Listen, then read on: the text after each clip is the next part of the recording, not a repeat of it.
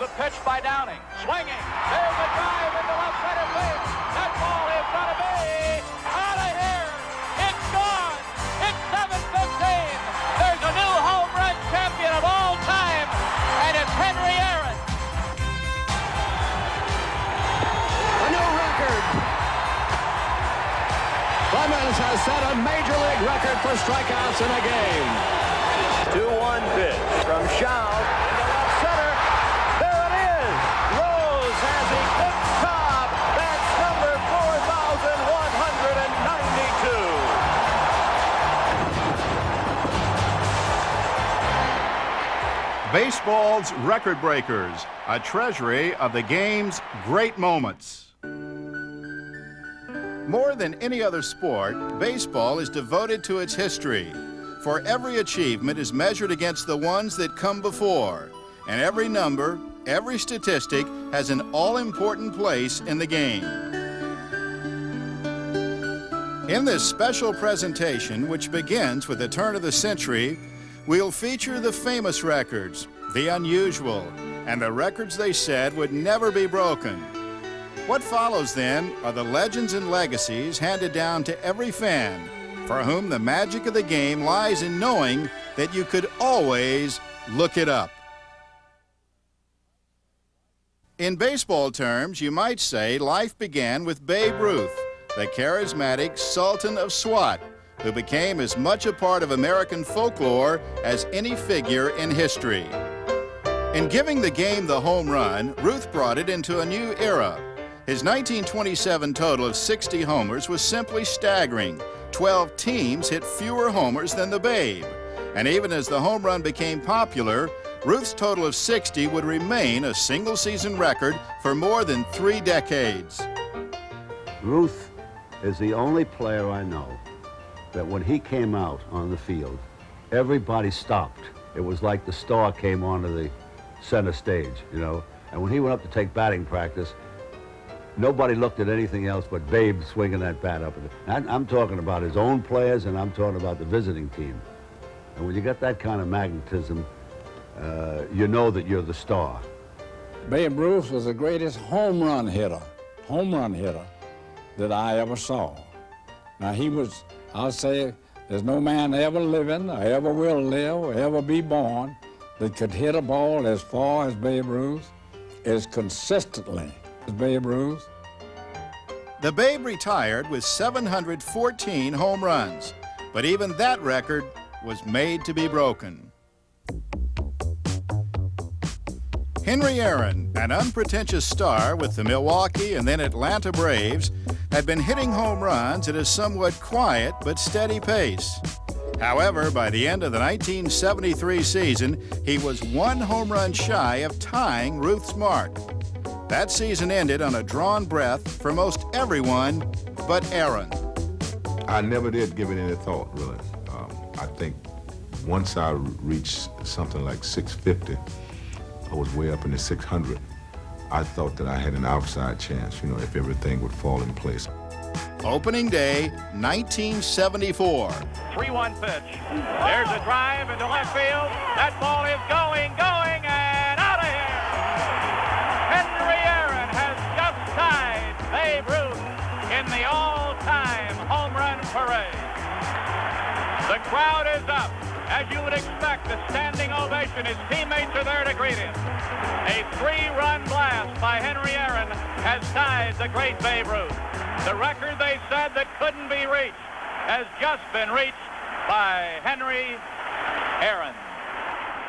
A few days later, on April 8th, 1974, before 53,000 fans at home in Atlanta, Aaron ended the agonizing speculation of whether he could or whether he should, and finally did. Here's the pitch by Downing. Swinging. There's a drive into left center field. That ball is going to be out of here. It's gone. It's 7:15. There's a new home run champion of all time, and it's Henry Aaron. It's like somebody had put a piano on my back, and after I hit the home run, it was all of a sudden it was off on my back. You know, I was just like as light as a feather, it was just a great moment. 39 years after Ruth retired as the game's greatest home run hitter, Henry Aaron was now one home run better. By the time he called it quits at the end of the 1976 season, Aaron would bring his record total to 755. Thus, the first name in the record books is also first in home runs.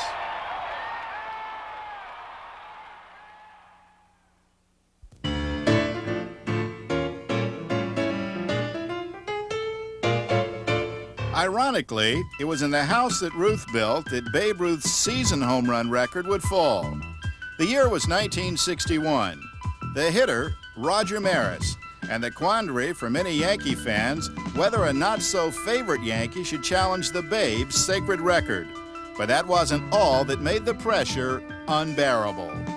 I don't think it was so much the pressure of playing the game of baseball, but answering the questions of the press day after day, so many fellas, and every day your photographers. And after the ball game, it's the writers, and before the game, it's the writers. And it was just a real pleasure to get out there and play the game. Finally, October 1st, the last day of the season. Then you got a handful of people sitting out in left field, but in right field, man, it is mobbed out there. And they're standing up. Here's the windup. Fastball hit deep to right. This could be it.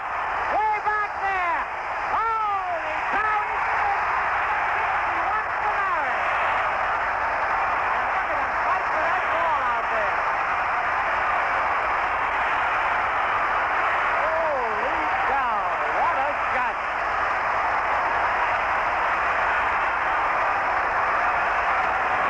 Another standing ovation for Roger Maris, and they want Maris to come out and take another bow. He does.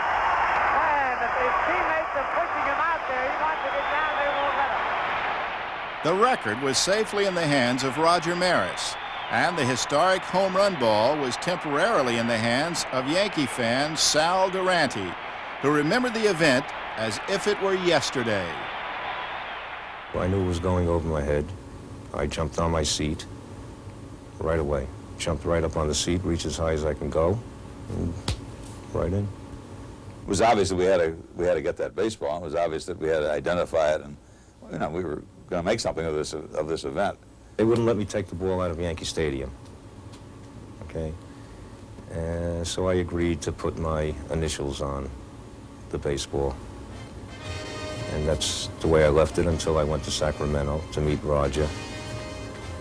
And we did a publicity stunt there. He was supposed to meet me in Sacramento and exchange the ball. The restaurant owner would give me the $5,000, I would give him the ball, and in turn he'd give Maris the ball as a gift. And I'm going to present this ball to you, Roger. I'm making you a gift of this ball for you to do with it as you see fit, for your own personal memoirs, or to put in the Hall of Fame. Thank you very much, sir. It's a pleasure. A record season for Maris and a career record for Lou Gehrig.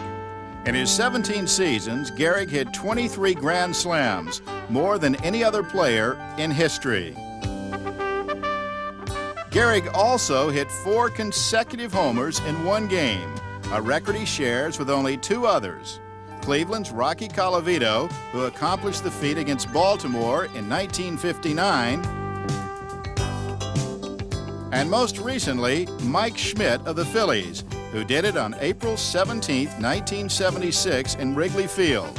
He cracked 4 consecutive homers against the Cubs. Schmidt collected more home runs and RBIs than any third baseman in history. He also led the National League in home runs a record 9 times, but that's not the most ever.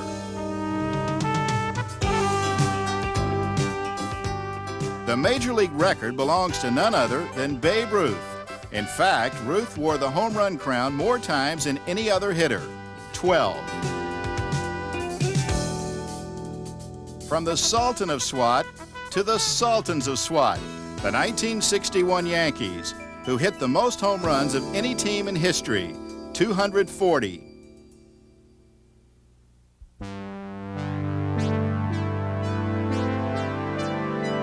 Ty Cobb's approach to the game was simple. Get a hit, steal a couple of bases, and somehow score. But his extraordinary talents aside, Cobb was nobody's sweetheart. One sports writer of the day wrote that he was possessed by the Furies. Still, he left behind enough records to convince even his most severe critics that he belonged with the game's greatest players. You could look it up. Cobb owns the highest lifetime batting average of all time, 367. He scored more runs than any player.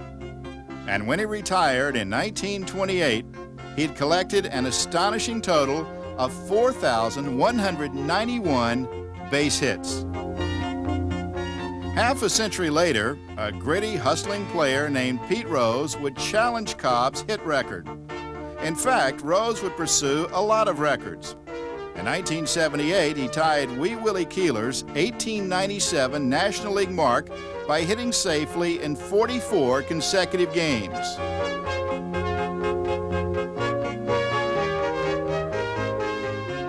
Three years later, under the glare of intensive media coverage, Rose closed in on Cobb's monumental record.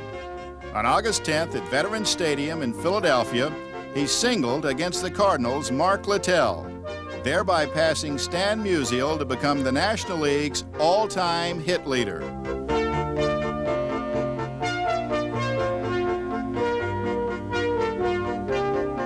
In 1985, back with the Reds, Rose took one last crack at Cobb.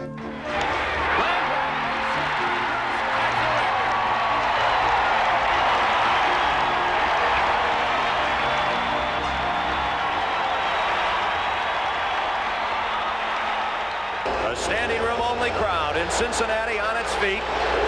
Rose looking for hit 4-1-9-2. 2-1 pitch from Schaub into left center. There it is. Rose has eclipsed Cobb. That's number 4,192.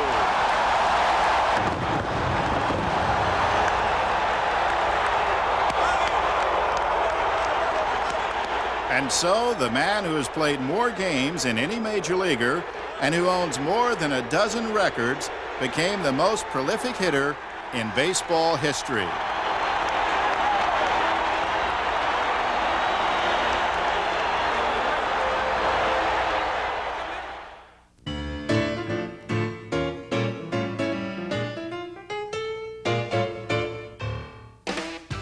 Hall of Fame first baseman George Sisler heads the all-time list for most hits in a season. In 1920, with the St. Louis Browns, Gorgeous George collected 257. To many, the most remarkable batting feat of all belongs to Joe DiMaggio. In 1941, en route to his second of 3 MVP awards, Joltin' Joe set out on a hitting streak that wouldn't quit. Along the way, he broke George Sisler's American League mark of hitting in 41 straight games and Wee Willie Keeler's National League record of 44. In every game from the middle of May to the middle of July, DiMaggio had at least one hit. And on July 17th, when he was finally stopped, DiMaggio had hit in 56 consecutive games, making the number 56 one of baseball's most sacred figures.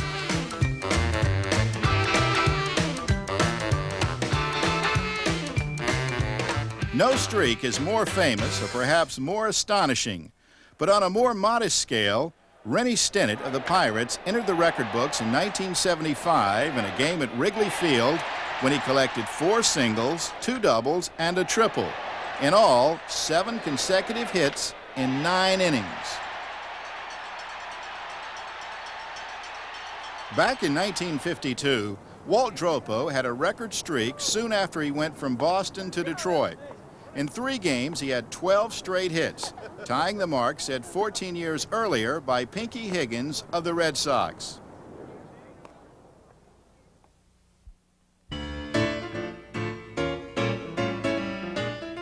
Rogers Hornsby, the Cardinals' hitting magician, bore the nickname Raja, and a picture-perfect swing that in 1924 produced a batting average of .424, still the highest single-season average of all time.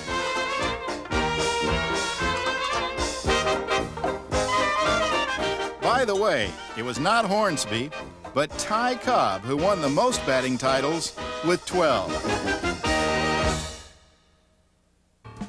Manny Mota, the Dominican star who spent most of his 20-year career with the Dodgers, had a knack for delivering in the pinch. His career total of 150 pinch hits is the highest of all time.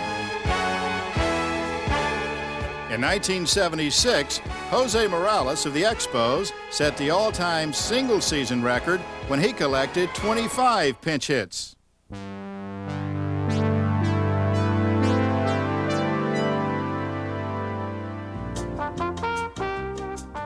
Henry Aaron is the first name in the record books, the first name in home runs, and the first name in runs batted in, with a total of 2,174.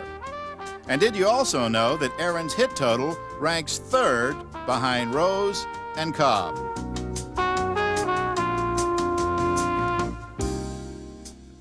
When it comes to ranking the 5'6" Hack Wilson, he belongs first in runs batted in for one season. In 1930, he drove in an incredible 190 runs.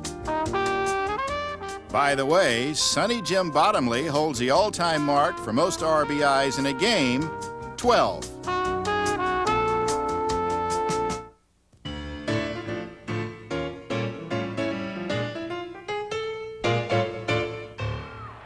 Rogers Hornsby is one of only two players to win 2 Triple Crowns. The other is Ted Williams, the Red Sox batting genius, who is also the last player in history to hit over 400. In 1941, he hit .406.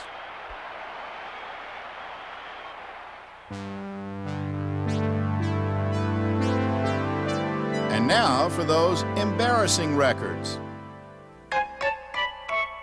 You might say when Reggie Jackson went down, he went down swinging. Although he hit more than 500 home runs, he also wound up with a record 2,597 strikeouts. Jim Rice of the Red Sox is also in the books with a feat he'd rather forget. In 1984, he grounded into 36 double plays, most for one season.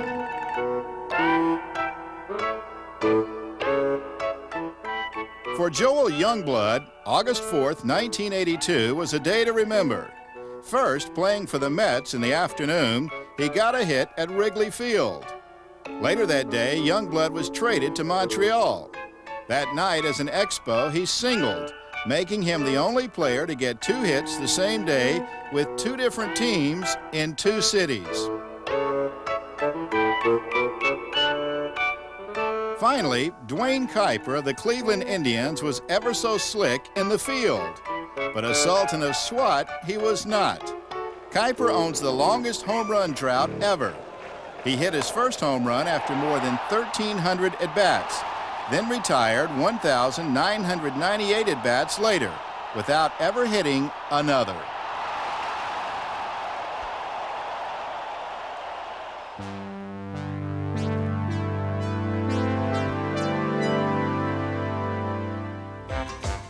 Denton True Young, more aptly known as Cy because of the cyclone-like devastation his pitches created, was the winningest hurler ever. He was most revered for his longevity, durability, and uncanny control of the baseball. In his prime, Cy often pitched with only 2 days rest, and over the course of a 22-year career that began in 1890, Young won 511 ball games, a mark that might very well stand for eternity. Walter Johnson, the Big Train, accumulated the second highest total with a blazing fastball. Christy Mathewson, known for his clean living ways, was ironically tied for third on the all-time win list with Grover Cleveland Alexander, who battled alcoholism. And Warren Spahn won more games than any other left-hander in baseball history. Charles Radbourn holds the record for most wins in a season with 60. The man called Old Hoss was perhaps the best pitcher of the 19th century, hurling the ball toward the plate with an underhand delivery. Carl Hubble perfected the pitch known as the screwball and won a record 29 consecutive games during the 1936 and 37 seasons. Carl also struck out 5 Hall of Famers in a row during the 1934 All-Star Game, earning himself a most striking nickname, the Meal Ticket. Hey! Yes, you did. What?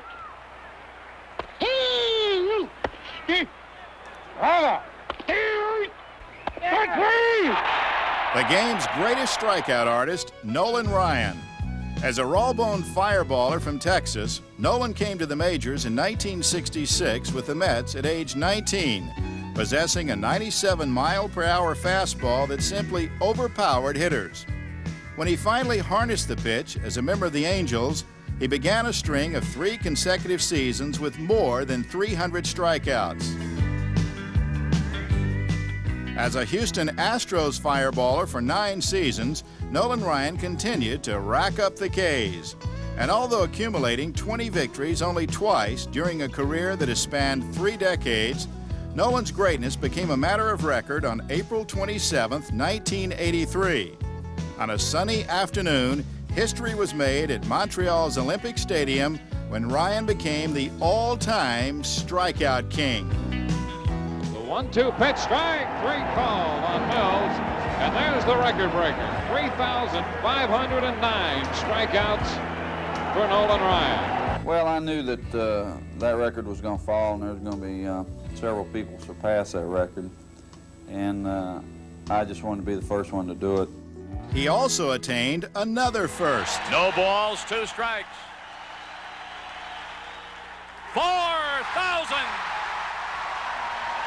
What a night for Nolan Ryan. What a night for the Astros. What a night for big league baseball.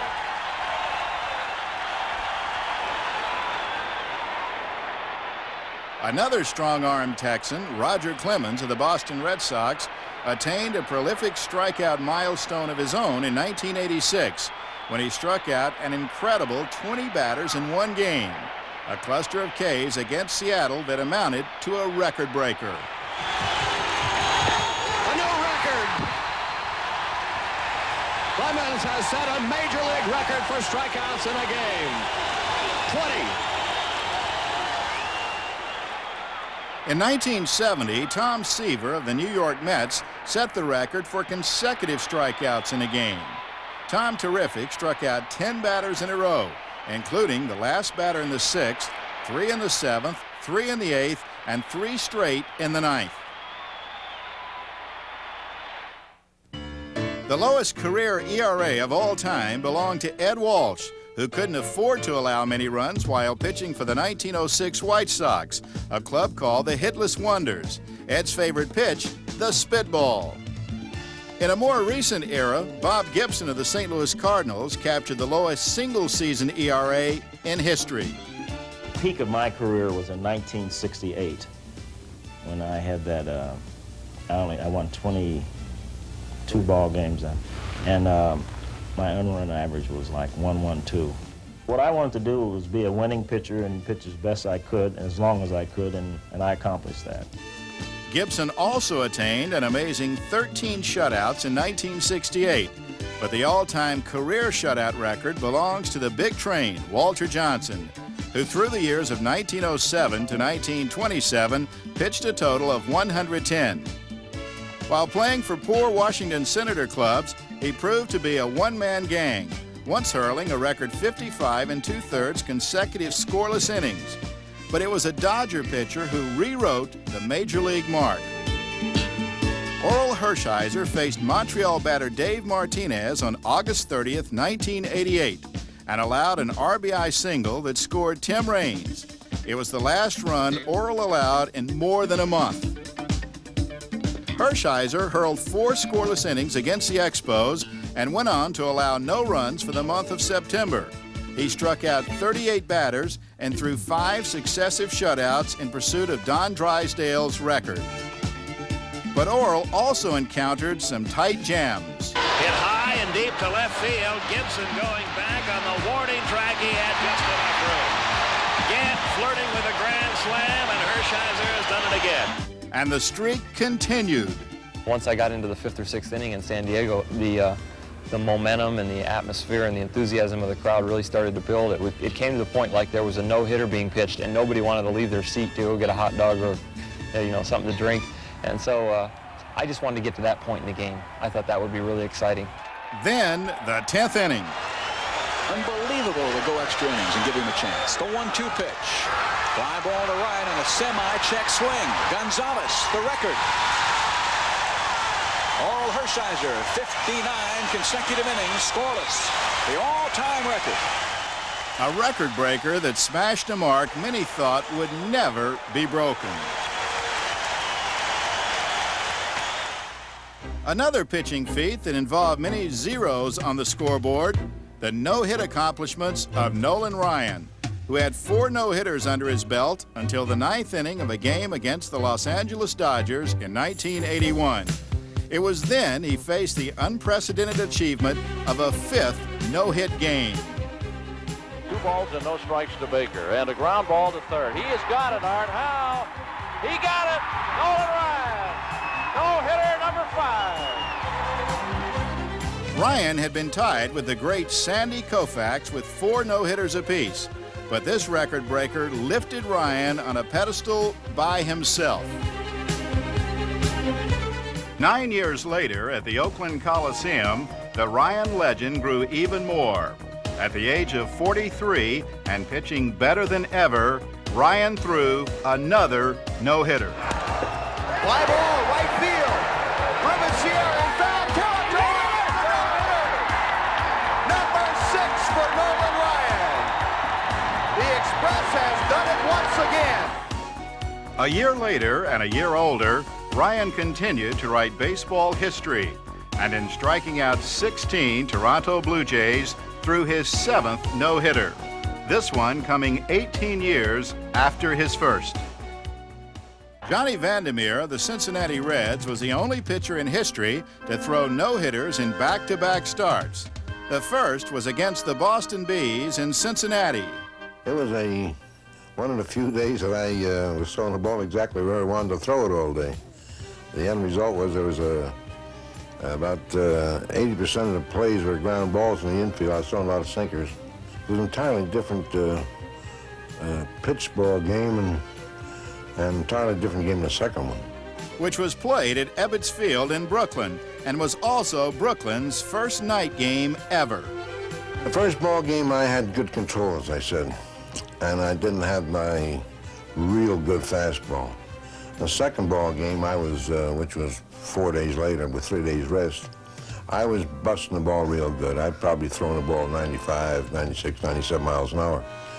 And I didn't have a good curveball in that game like I had in the first game. Yet the results were exactly the same for the 23-year-old phenom. The Cy Young Award goes to baseball's best pitcher, and no one has won it more than Lefty. Come on, Lefty, strike him out! Steve Carlton won the Cy Young Award 4 times. In 1972, he won 27 games for a Philly team that won only 59. Quite a single-handed effort.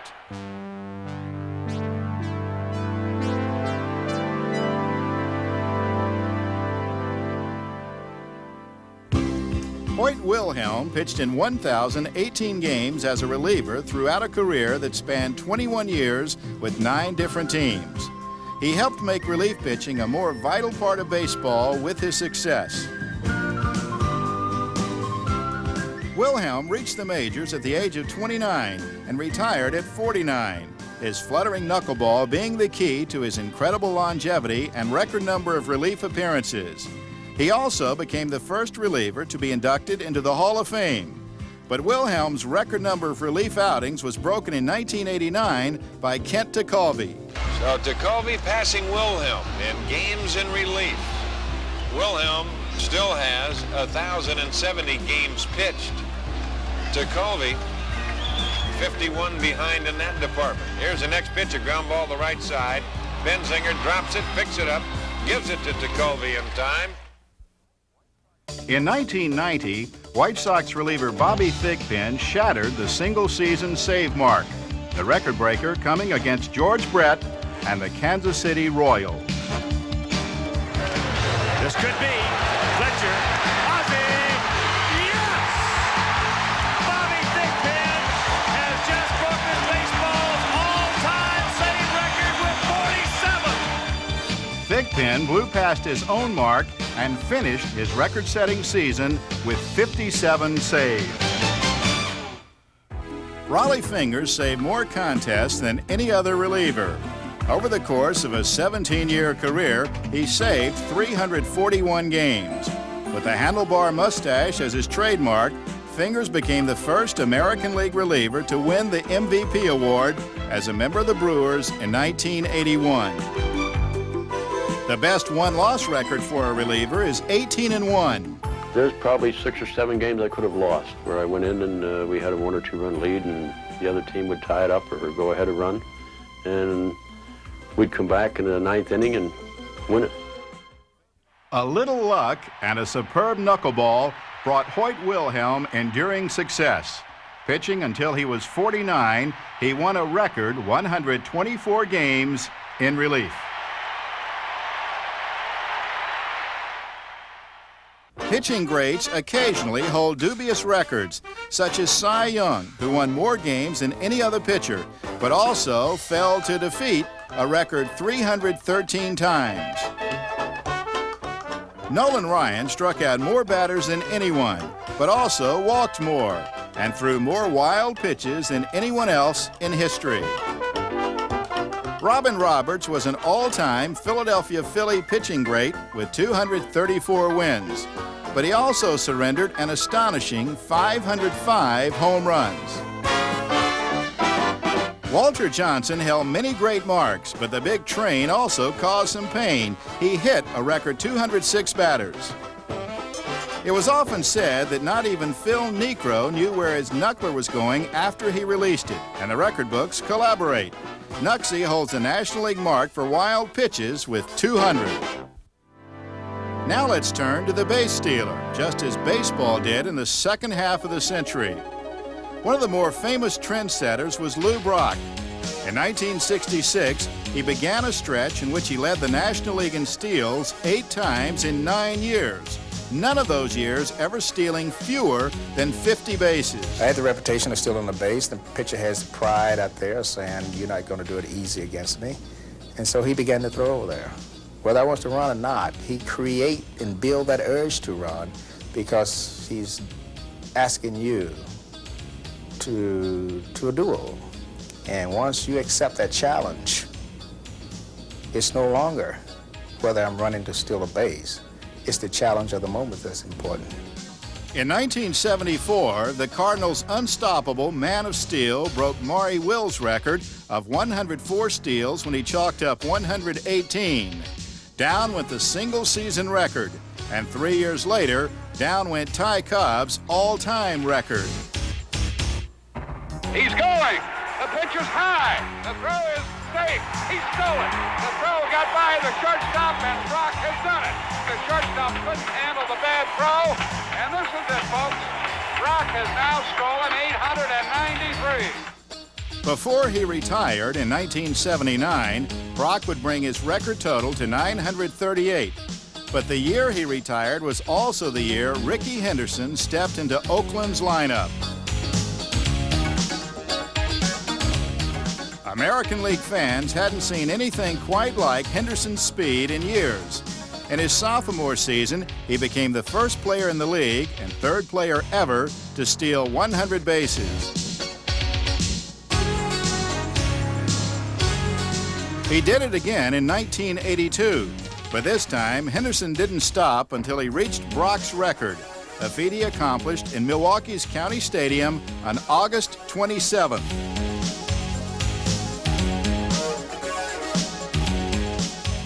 On this steal, Henderson passed Brock with number 119, on his way to 130. Henderson's assault on Lou Brock's all-time record ended in 1991 with this steal, number 939. Henderson's National League rival, Vince Coleman, made record tracks with the Cardinals. Starting in September 1988, he set a mark by swiping 50 straight bases without being caught. An early star of the base paths, Pittsburgh's Max Carey led the league in steals 10 times, a record that still stands. Carey also stole home 33 times, but that's not the most ever. That record belongs to Ty Cobb, who stole home 50 times. The single season mark is shared by two players, Rod Carew, who one year stole home 7 times.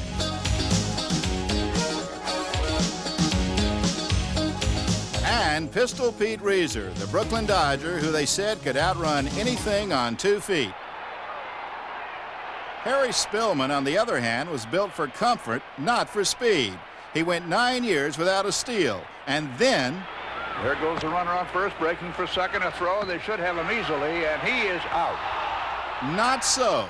Spillman escaped the tag and got his first steal, ending the longest drought in history. Now to some final facts and figures. It's the rare player who possesses both power and speed. In fact, only 10 players have ever hit 30 homers and stolen 30 bases the same season. Jose Canseco, the star outfielder of the Oakland A's, may have known little of such facts. But in 1988, he knew better than anyone about becoming the first 40-40 player. Basically, I thought if I just stay consistent and use my ability and didn't go into any slumps, that I can make the 40-40 club. What I didn't realize is that there are no members in the 40-40 club, so I sort of just laughed at that. Having reached the home run plateau, Canseco needed one more steal for an even 40-40. Stand by. Which pitch is he going to run on? He's leaning a little bit right now. He's running. There's the throw. Number 40. Jose Canseco, the first man ever in big league history. He's getting a standing ovation from his teammates on the top of the dugout steps. All around this ballpark. They're standing. Now he's going to get it. He stole it. It's his. He's got it. That's great. Frank Chance and his 1906 Chicago Cubs won a record 116 games and were immortalized by their infield of Tinker to Evers to Chance. The brand new 1962 Mets didn't have much power, speed, or pitching, and Casey Stengle's lovable losers ended up with a record of 40 wins and 120 losses. No major league team before or since has been quite so hapless.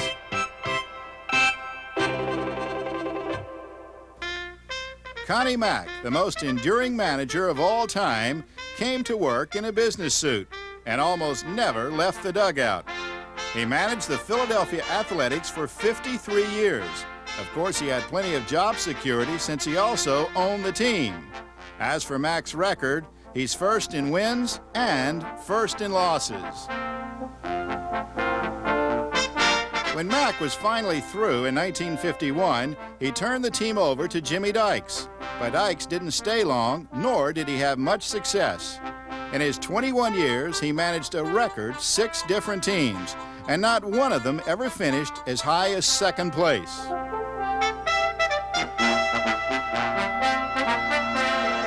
Dykes' managerial travels are equaled only by Dick Williams, the tough-talking, tough-minded skipper who fared remarkably well even if he did keep packing.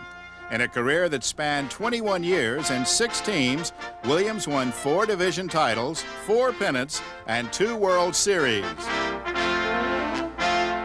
He was 60 years old when he managed his last team, more than twice the age of shortstop Lou Boudreau when he turned player manager of the Indians. The youngest manager ever, Boudreau, was 24. The youngest player ever was Joe Nuxhall. Called on by the Reds for 1 game during World War II, he was only 15. Satchel Paige already had a brilliant career in the Negro Leagues when he came to the newly integrated major leagues at the age of 42. He pitched for 4 more years. In 1965, he came out of retirement, making 1 appearance with Kansas City, and at the age of 59, became the oldest pitcher ever. Endurance was Lou Gehrig's trademark. On July 25, 1925, Gehrig filled in at first base for Wally Pipp. For the next 14 years, he played every game. But in 1939, Gehrig's reflexes were nearly gone. He was suffering from a neuromuscular disease, and on May 2nd took himself out of the lineup after playing in 2,130 consecutive games. 2 months later, Gehrig was given a day in his honor at Yankee Stadium. Members of the 1927 Yankees turned out for the tribute. And on that July 4th, the Yankees' Iron Horse said his famous goodbye to a packed house of more than 61,000.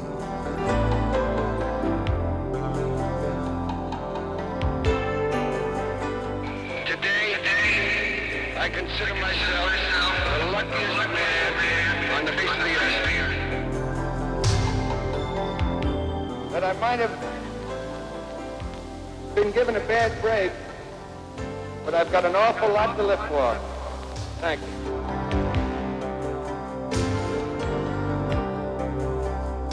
Two years later, at the age of 38, Lou Gehrig was dead.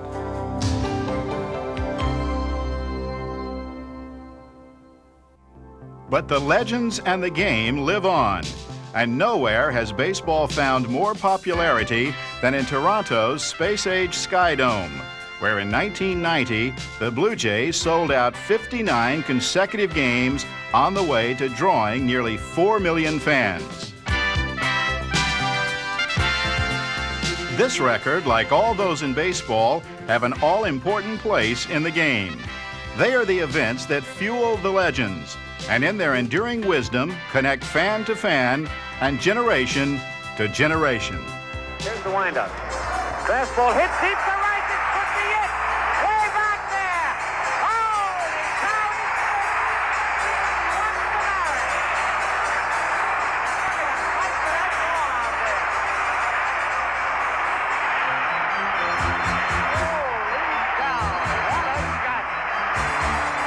Here's the pitch by Downing. Swinging. There's a drive into left center field. That ball is going to be out of here. It's gone. It's 7:15. There's a new home run champion of all time, and it's Henry Aaron.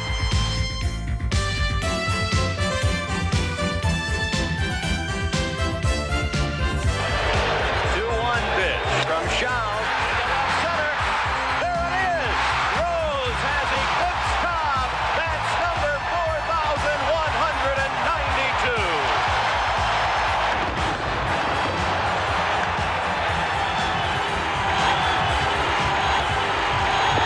A new record.